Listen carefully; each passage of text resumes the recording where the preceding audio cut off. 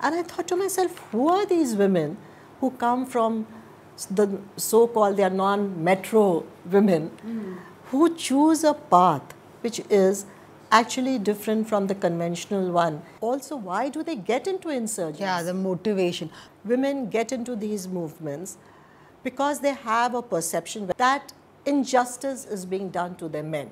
Police atrocity or army operations where the men have been beaten up or they have died or been tortured is really something which makes them leave their hearth and home and come into these movements. In Nagaland, there's a lot of ideology involved, but that also, the factor that really pushes them into it is this, that how can our men be beaten up?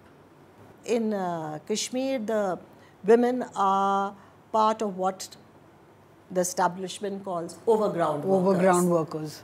All of them say, we are doing it because hamare bhai ne bola. Now, who is the bhai? The bhai is a jihadi who's in POK. The Chhattisgarh women seem to be able to leave this life much more easily. Yes, that's true. Because also, there's no stigma attached. The same thing doesn't happen in Kashmir. Yeah, that story of Ruhi was very tragic. She says it all without actually saying anything. They were confined as prisoners in separate rooms. The trainer would drop in whenever he wished.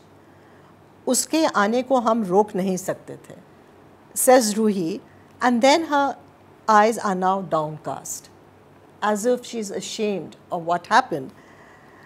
She holds up her hand as if pleading that I don't ask the obvious question. आप भी औरत हैं और मैं भी.